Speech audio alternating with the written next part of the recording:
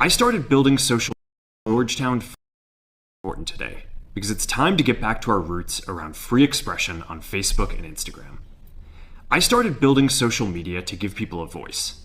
I gave a speech at Georgetown 5 years ago about the importance of protecting free expression, and I still believe this today.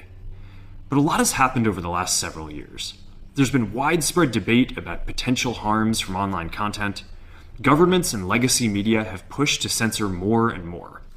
A lot of this is clearly political, but there's also a lot of legitimately bad stuff out there. Drugs, terrorism, child exploitation. These are things that we take very seriously, and I want to make sure that we handle responsibly. So we built a lot of complex systems to moderate content. But the problem with complex systems is they make mistakes.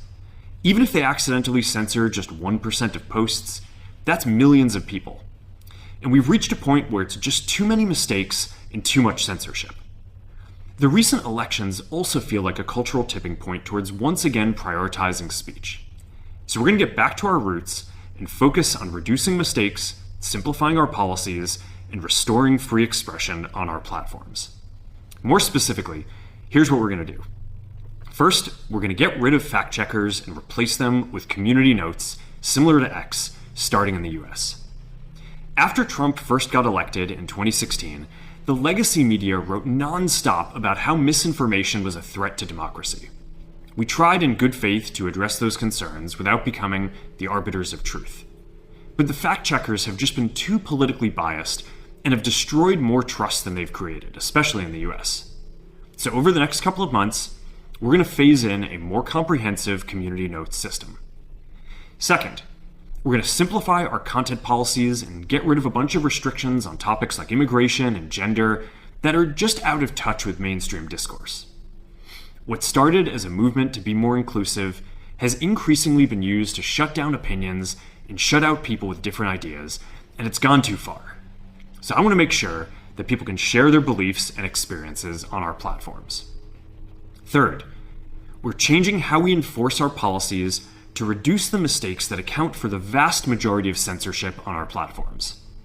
We used to have filters that scanned for any policy violation. Now, we're going to focus those filters on tackling illegal and high-severity violations. And for lower severity violations, we're going to rely on someone reporting an issue before we take action. The problem is that the filters make mistakes, and they take down a lot of content that they shouldn't. So by dialing them back, we're going to dramatically reduce the amount of censorship on our platforms. We're also going to tune our content filters to require much higher confidence before taking down content. The reality is that this is a trade-off. It means we're going to catch less bad stuff, but we'll also reduce the number of innocent people's posts and accounts that we accidentally take down. Fourth, we're bringing back civic content. For a while, the community asked to see less politics because it was making people stressed. So we stopped recommending these posts.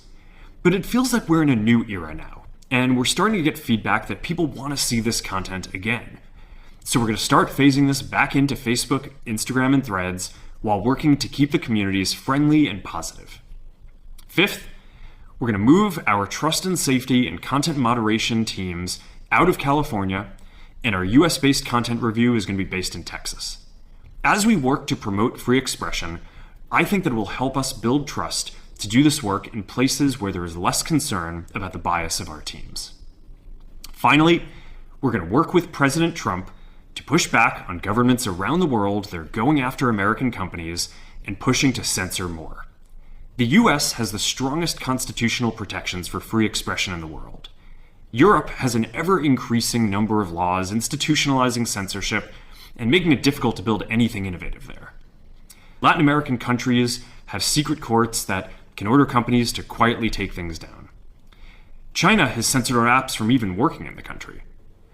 The only way that we can push back on this global trend is with the support of the US government. And that's why it's been so difficult over the past 4 years when even the US government has pushed for censorship.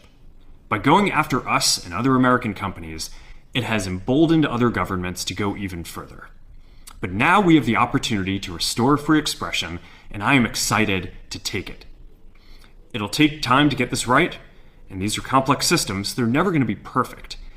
There's also a lot of illegal stuff that we still need to work very hard to remove. But the bottom line is that after years of having our content moderation work focus primarily on removing content, it is time to focus on reducing mistakes, simplifying our systems, and getting back to our roots about giving people voice. I'm looking forward to this next chapter.